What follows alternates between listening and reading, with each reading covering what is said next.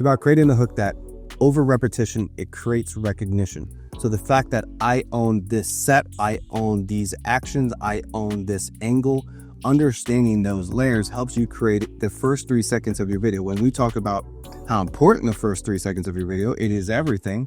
You can think of everything that's going to go into the first 3 seconds, not of just what I say, where it's said, how it's said, from what angle I'm saying it, like all of these different layers, to then, okay, that worked. Let that be the thing that I never change, so that everybody who scrolls and sees this content, has engaged with it before, knows that it's me. That's a powerful thing to do. Everyone talks about their hooks, creating the best hook.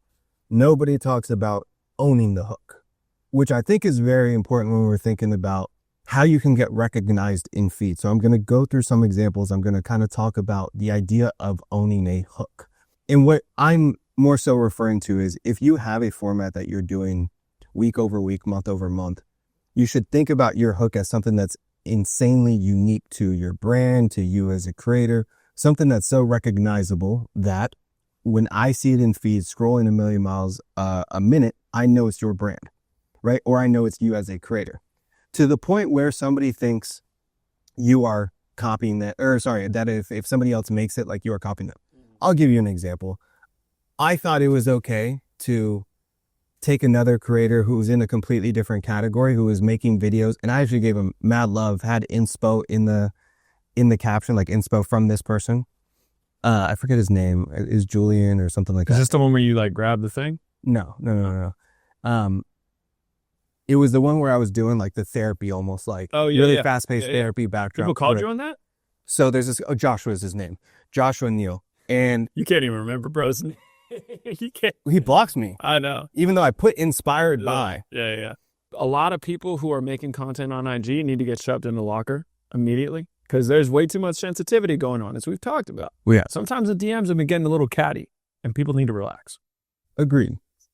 It got very catty in my comment section, where he does it, where he's talking about like 3 reasons why, women aren't attracted to you type content. You know what I'm saying? Like, which is inherently a catty thing for a bro to start talking about to another guy. Sure. And so I'm sitting there and I'm like, okay, I just want to test this on my side for marketing.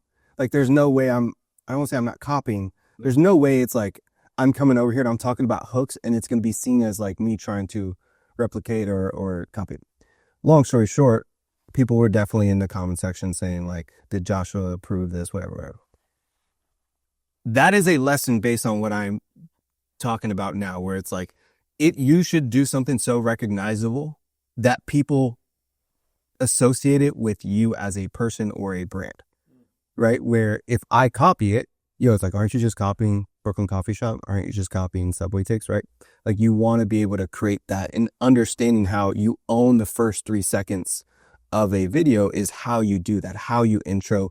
Is it always these 3 movements? Is it always you walking in screen and picking up your phone? Like, what are the things that you're doing, and also the setting that you're in that makes it unique to you? And so I think about it through the lens of the set. So if, like we're building up this all the shit that you see in the background, I'm going to have sets that are unique to us, right? Where I won't say all of them, but like, we're building like these specific like walls and settings, so that when we create an idea, or when we take an idea and then we put it into this setting, like, it is just us. It's not just a green screen that anybody can kind of do, right? And so you look at the set and you're like, okay, that is mine. That's one of one. That's unique, and also makes it much harder for somebody to replicate it, right? That's one. Then 2 is the actions that you're doing. What are the actions that you're taking that make it unique to you, that I see, I instantly recognize that that's what is going to like, this is a series that I'm about to watch. This is a type of content that I'm going to watch, right? And so that's how I'm thinking about owning the hook, and then also owning like the verbal hook, right? The thing that you say. So I'm going to go through a good amount of examples that I think they do an amazing job at this. And this is also why they're growing insanely fast. I'm finally back on the YouTube game. This is you. Yeah. Dude, it needed to happen. Like this was, I mean, this is why we're like building these sets. That's why there's these old ass TVs over there. Boy, I was like old TV hunting for a set in at Goodwill this weekend trying to find that shit. Bro, interesting people go to Goodwill. Everyone there is Oh my from gosh. a different background. And it was Find a funny billionaire at because, like, Goodwill. I went to a Goodwill over in like East Austin. That's interesting. Then one in like off Congress. Then one in Drippings. When I talk about the types of people, like it just Right. like, imagine you see the thrifters kind of in the east side, and then you see like a mix of wealthy people and then a mix of like homeless people on Congress. Over here, hillbillies. Like it was just so funny to see the different types of people. Anyways, so first brand, or not even brand, but first show that I'm going to start with is Subway Takes. I'm sure you've seen Subway Takes. Yeah. Okay. So think about Subway Takes from the lens of, okay, what does he own? Well, he owns the fact that he is filming in a Subway, right? Camera straight on, two people sitting next to each other. If you and I did that tomorrow and we even did like content takes, Yeah. everybody be like, Yeah. you're copying Subway Takes, right? So he owns the setting. Then he owns the visual hook of going like this and turning really fast to the person next to him. Then he owns, so what's your take, right? That is all, if we're thinking about owning hooks, that Subway Takes right there is owning that 3 seconds, kind of 2 to 3 seconds that opens up their series, their show. Also the expectation of who is this person that he's asking, because then he's sometimes got the celebrity. Like he had Asa Butler on there. He had like all sorts of folks there that like were, I guess he'll have randos, but then it's gotten so big that you kind of like, ooh, like who's the guest today? So it's also about expectation setting. You know, you want to kind of stage that there's going to be a surprise. The familiarity gets you to stop the scroll. I mean, Homeboy with School of Hard Knocks does this extremely well. He's on here. Yeah. Okay. I'll let you get to him then. No, you're fine. I was going to give all the examples, then go into familiarity and expectation setting, but we can dive into it now, where the importance of expectation setting is the fact that I consume, let's say, 250 pieces of content every single day. If I'm spending 3 to 4 hours on Instagram going through content, it is so important to set an expectation so that the person scrolling and consuming as much content as me, less content than me, more content than me, sees my first 3 seconds and knows exactly what they're going to get out of that. Totally. That's the importance of building this set or thinking in sets, and then having these repeatable aspects of your show that make it something that somebody expects and knows what they're going to get out of it as well. Familiarity is why that's so important. I talk about House of Errors, or maybe I made a video about House of Errors and how important it is to have familiarity attached to your content. So, you know, if you're starting a clothing brand, nearly every clothing brand does like the overlay shot where they put their shirt on something like this, like Stone's floor, and they go overhead shot and they kind of have it crinkled up. Cool. Now the problem is there's nothing that makes that unique or familiar to a brand because everyone's doing it, right? All of a sudden, House of Errors, like, yo, we have these cherry red like wood cabinets, and I think they have a specific floor that they have. And they shoot everything in front of that. They do skits in front of that. They do their lookbook in front of that. Yeah. All of a sudden, I see that backdrop, and all I think about is that familiarity is attached to House of Errors. I just know it's House of Errors. Yeah, like it would look wrong if somebody else was there. Exactly. So those two things are very powerful aspects when we're thinking about developing these sets. This other guy that I have is, I think his name's like Joshua. I guess I don't have good luck with Joshua's, but Joshua Charo. I'm going to send you the link to him because I don't know if you've seen this guy or not, but he does a lot of kind of like these mini docs on artists that have been like really doing their craft for like 40, 50 years that maybe don't get all the recognition that they should. And so if you look at his page, you're going to see a lot of content, dude, that has like probably 2 to 10 million, if not more, views. And they're all like these artists in their studios that they've had for a long time. And he's making these little documentaries. Yeah, this is sick. It's sick. Now, when you look at the hook for each one of them, they all start with 3 layers. Layer number 1 being the actual shot. The actual shot is this wide angle slow motion shot typically, and like the person's in like the bottom third or kind of like doing some kind of action. She's just she's on something unique, like she's swinging in on her swing in her, which is a sick loft, by the way. This is her loft. Yeah, these are the boomers that make sure you can't afford a home. Yeah, because they've been sitting on that motherfucker for 40 years since 1986, bro. The rent in 1986 was $750 for this. Yeah, when she had 7,000 square feet. Isn't that something crazy? OD. And so he starts with this slow motion shot. It kind of like sets the tone for like, I'm about to watch a powerful piece, right? Number two is then he has a title hook. He does this for all of his videos that are similar to this, where it's like, it's just some kind of statement. Right here, the rent in 1986 was $750 for this when we had 7,000 square feet. Again, powerful. But if you follow him, if you follow Joshua and you regularly consume his content, he creates familiarity by always having that ultra wide angle, slow mo shot and font and font kind of title hook on his videos. This again is super, when we're talking about like this just sea of content where we're always consuming endless content, you have to have these things that not just stand out, but that people recognize. Like, I think we're moving from you have to stand out to you have to be recognized. Yeah. And you do that through repetition. I also think there's some principles in a lot of his like text hooks for people to think about. Like a super top performing one is like, we've lived in the last remaining Ellis Island ferry boat for the past 25 years. Like, that kind of has a lot of that shock and awe that you see in viral YouTube videos. Yeah. Where it's, okay, it's not one of the last, it's the last, right? It's a really recognizable thing in Ellis Island, and then it's a quantified time in 25 years. Like, you want to have these extremes in your copy, and a lot of people are super uncomfortable with that. It's something that I've actually just uncovered over the last year's working with all these folks is like, they don't want to use hyperbole in all of their statement. It's honestly, you're just playing 5 times harder when you're not using hyperbole. Yeah. So if you want a title hook that's actually going to stand out, you need 3 things. So number 1 is you need the hyperbole, right? It's got to be an extreme scenario. I was the last remaining person in Ellis Island loft before getting kicked out after 25 years. That second part is the action, right? What is actually happening? Like, you're setting the table for what the video is going to be about. And the last piece is just quantifying it. Like, you have to have a specific time frame. So you want it to be super extreme. You want there to be an action. And then you also need to have a specific number to quantify the whole thing. All right, what else you got? So Muse Cheesecake. This shit looks so damn good. You know, a lot of people don't take winter seriously for their physique. Is that how you're treating it? No, I'm back on Mandy's game. You're shredding? I'm shredding. It's time to shred. It's been time to shred for me. It's just that hasn't happened, brother. The last time I lost 8 pounds was because I got traveler's diarrhea.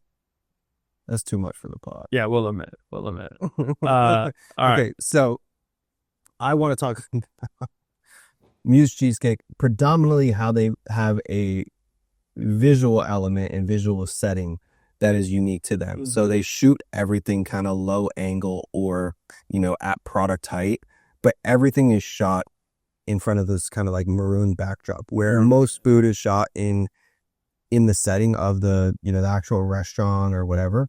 They've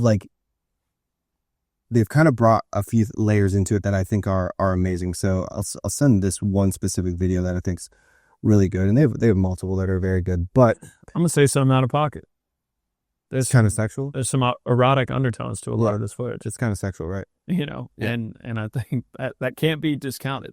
Part of the hook. Powerful. Dude, it's part of the hooks. Yeah. So if you look at the one that I just sent you, and I think there's one that's even better, but I think it plays into it, right? Like the maroon is like a little lusty, right? Like having that the white glove, the maroon background is like high contrast. Again, same font throughout everything. Yep. The white gloves is also key in my opinion. Like a lot of luxury kind of fashion pieces, a lot of like leather goods, they'll use a lot of, and I actually have an example of this, white gloves as, them holding the product to just it's like this little thing that communicates this is luxury. Well, it makes you feel like you can't put a fingerprint on it. Yeah. Right. It's luxury and like exactly. Like you can't like put any kind of little blemish on this. I can't keep watching this squeeze. I know. And they're doing this for cheesecake. Right. And it's like imagine what the macro shots, bro. Imagine what the secret account looks like. Yeah. So they've kind of owned this where they've made it really, really unique to be able to just shoot their product imagery in a way that just is so different than other brands, right? Okay, another one that I'm going to go to is, I actually talked about this on a video recently, Project 88. They all start with this like overhead drone shot, or they have a camera mounted like on a C-stand over the car. But for this, every single shot is kind of open the door. You have sound design on it, and then they get in and they drive off. Right. This hook is extremely unique to them, which I love, because it kind of shows a different POV of the car as well, where like I'm looking at the interior is just like popping out and talking to me. Yeah. Right. And they own this by putting it in a studio. Most people are going to see the car more so like on the lot or something like that. So it's like, okay, what can we do if we take the Virgil Abloh's rule of 3%? What can we do that makes this a bit more novel? Okay, what if we put it in the studio and then we shoot overhead? Two simple things to think about that make this entirely novel, where if everybody is shooting at a dealership or in a, not in a warehouse, but like where they fix the cars or whatever, like if they're shooting that kind of setting, and all of a sudden you go into a studio setting, very much like you shoot product content, and then you change the angle and you start owning the angle of going extremely overhead. Now you're playing in a completely, like you're playing in, the way I'd phrase it is, you could either run a race with 100 people, or you could run a race that you're the only person racing. Yeah. What are the chances you win with 100 people? You and I are pretty high, you know what I'm saying? But like, you put Charles in there, that's 99. I've been questioning my athleticism recently. I was hooping the other day, and I was just thinking to myself, I was like, damn, I'm moving like I'm 34, not 29.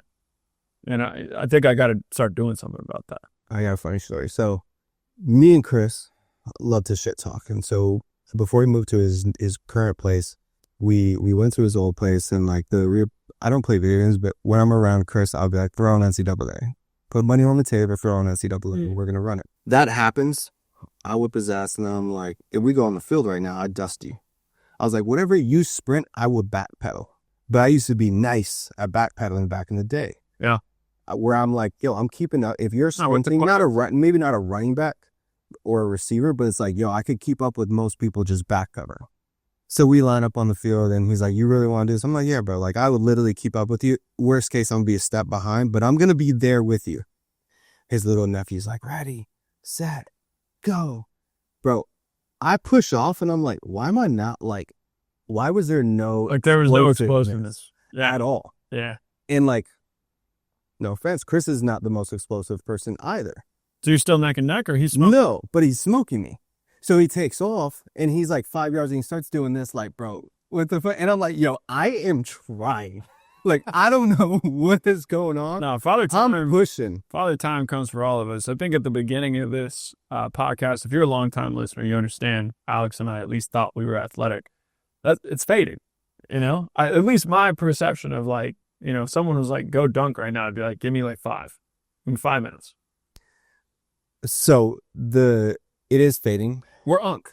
Well, you're a dad. Yeah. I'm like for sure you're unk status. You know? I definitely know it's fading, because things that even just in college, I don't want to say college, like 5 years out of college, were just very easy to do. And this is kind of sus, but like, I used to just be able to drop down and split. I could still do the split, but I got to go down a lot slower.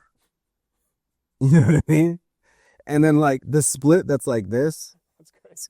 The split that's like this, I don't know if I haven't tried it, but I don't think I could like do it. How hard were you dropping it down before? Like when you were like, my pants was split. 24, you were like, my pants was split.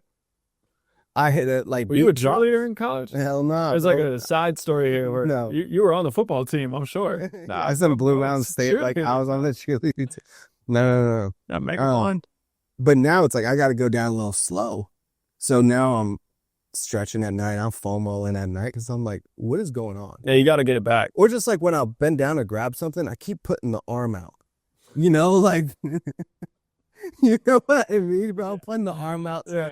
And you do the little extra support. Yeah. All right, last thing, and then we'll get back into the content.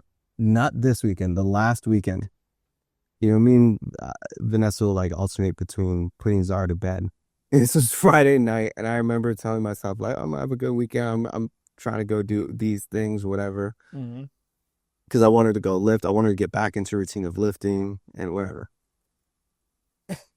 I'm putting Zara to bed, and every time like you put Zara to bed, she's asking like, one more hug, Dad, one more hug. It's like it's the cutest thing. Of course. And so I'm putting her over the crib and I'm holding her like this, and she's like, one more hug, Dad, one more hug. And I'm holding this position. I'm talking about I like kind of like put it down slowly, and I was stuck, and she's crying. She's like, one more hug, Dad. And I was like, and I was stuck. These are just things that should not be happening to you yet. No. You should be at 40. I'm talking about like 30. I was stuck on the crib like this for like 3 minutes. Like I could not move and I couldn't straighten out. There was like a legit pop sound. You're terrified too, huh? Because that's like, No, we're talking 6 months in the wrong scenario. it could have been. By Sunday, I took a lot of the leave. Luckily, I have like cupping, but it's like a batteried cupping.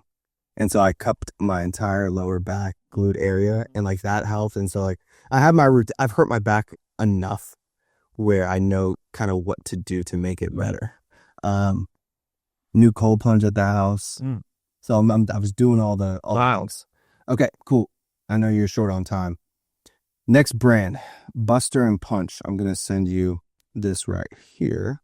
So what I love about them, they start everything on these tight macro shots, ASMR. Yeah. It's what they own. Tight shot of just flickering it on, and it's like you just see a gold-plated mode switch, you know, and it kind of has that wow factor. We've talked about Mo Spoke before, where they do a lot of macro shots and they do it to the sound of specific songs. They do this more so just on the visual ASMR part, but it's shot in a way that is insanely unique to them, which is the whole goal of this. And how like they have competitors, but the fact that they're always shooting, like this one is probably my favorite. This singular video right here is like, they could start this wide angle, right? And they could really start with this setting, but there's something satisfying about seeing a light switch that is gold. Yeah, it also like, looks good. Yeah, that's very luxurious. It's like, looks, you know, it looks retro, it looks vintage, but also looks very high class and opening for that. Okay. I have a few more. I'll try to run through them pretty fast. So have you seen Street Hearts? Okay. So Street Hearts is like okay.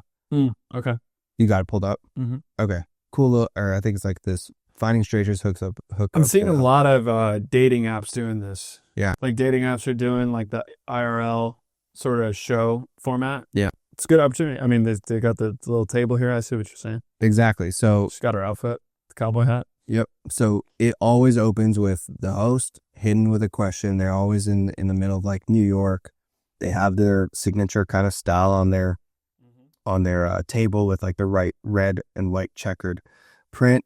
Two individuals on the side, always starts wide angle. You kind of see the entire setting, and then they'll go back and forth with it, but it always opens with a question, and it's like question split screen. Damn, I opened the zestiest one. That's a stiff competition for which one's the most zesty. Yeah. I can feel myself zestifying Just by watching as I watch this video. Yeah. Now, one of the coolest ones, I don't know if you've seen them or him specifically. Check this out. Vinyl Nights. Have you seen this guy? I mean, bro, you're in the trenches. I sent you the link. Okay. Check him out. Pause. Zesty, dude. Nearly 700,000 followers. And look at his entire feed. It's kind of crazy. Okay. This is like the final boss of exactly what you've been talking about. Look at his entire feed, bro. Yeah. So he has this wall of nothing but, the different vinyls. This is called leaning in, right? Yeah. Like he understands like a smooth action, like a similar setting, a trending audio, like he's doing all. Well, he doesn't do trending audio. He does Or I with guess the he does. vinyl. Right. And it's always like this. He always has like a sequence of shots in slow motion as he starts his video. Like they go crazy and every single video pops. Yeah. Low key. So this kind of backdrop vibe is what I think we should have for guys. By the way, like I just moved into a new studio, so it's a little raw, but if we put like that color wood across this entire side, No, it'd be crazy. and we had it like a little, I You're think like we a actually have library. to change this desk out too. Like, I don't think this desk will will fit it anymore if we go, without. The desk is very like post-apocalyptic warehouse. Yeah. Served us raw. But he does this for every single thing. And there's a reason even when we talk about recognition, if I see him pulling out the vinyl. It's never, no phrase you use is working. You're the one that got called out on the last episode. That's fair. A bunch. That's You said some shit. If I pull out if he pulls out the vinyl slowly, I automatically know what's happening. You know what I mean? That shot is just so familiar. right. And that's very powerful thing. Last one. Posts every other day too. Posts every day. Does he? Pretty much. Yeah. He posts like 30 times a day. So that's awesome. Just simply hammering the algorithm, right? I mean, like if you put out so much volume that people have no choice but to associate you with a certain thing, that's another strategy. Yep. Studio Boom's the last one. So Studio Boom, they do everything kind of overhead. Not everything, but a lot of things overhead. So if you look at this video, it's 1.5. It's everything coming into screen. You just see hands shot overhead, white gloves as well. Interesting. Right. And I really like that angle. They do it for this video where they're just, I think, introducing a different colorway. It's a singular hue. And so it's almost like this video that I just sent you here is another variation of it, where kind of these nice sleeves, white gloves, kind of scientists in the lab vibes. High end. Yeah, very high end, just screams luxury. OCD. Yes. Very put together. Very good job of owning this type of hook. But to wrap it all up, I know you have a meeting. Mm-hmm. Since people think we fake our meetings to get off the pod. We squeeze these in. Yeah. I'll keep it real with y'all. We do. So to wrap it up, the idea is that if it's not about just creating a hook that gets somebody's attention. It's about now creating a hook that through repetition creates recognition. I'm going to say that a little smoother. It's about creating a hook that over repetition, it creates recognition. So the fact that I own this set, I own these actions, I own this angle, understanding those layers helps you create the first 3 seconds of your video. When we talk about how important the first 3 seconds of your video, it is everything. You can think of everything that's going to go into the first 3 seconds, not of just what I say, where it's said, how it's said, from, what angle I'm saying it, like all of these different layers to then, okay, that worked. Let that be the thing that I never change, so that everybody who comes, scrolls and sees this content, has engaged with it before, knows that it's me. That's a powerful thing to do, especially in today's social landscape where everybody's publishing content. Everybody's talking about the hook. You now have to go from a hook that's to get somebody's attention to get recognized. Yeah. Love it. I think that was super valuable. Oh, yeah. I mean, I think a lot of people are probably searching for direction, and that's a great place to start. Is what is a format, an action, a hook style that you can own and then be associated with for the long term? Yeah. Because what content really is a game of compounding. Like, you have to post a bunch for it to start working, and then once it starts working, it exponentially works more. And I think this is one of those good things that you can do where it's like, if you invest in that early, it'll pay off long term. 100%. Yeah. Next week, though, if you want to tune into next week's episode, we are going to have, again, if you looked at my story, on my story, I put, if you want to submit your brand, because we're in a brainstorm, submit it. We're going to have a bowl here. That bowl is going to have a bunch of logos in it and a bunch of people that commented. We're going to print it out. Which, important note, comment your brand if you want to be featured. Yeah. Brian's going to pick some. I'm going to pick some, and we're going to brainstorm live on the pod. We'll give 10 minutes to each brand. We'll go for 30, 40 minutes, maybe 40. So it's 2 and 2, whatever. Yeah. But that's what we're going to be doing. Free game. Yeah. It's going to be sick. It's going to be sick. Eventually, maybe we call people in and we do something. Yeah. Make it a little more interesting. They put us out on their platforms as well. Could be cool. Cool. All right, y'all. See you next week. Peace.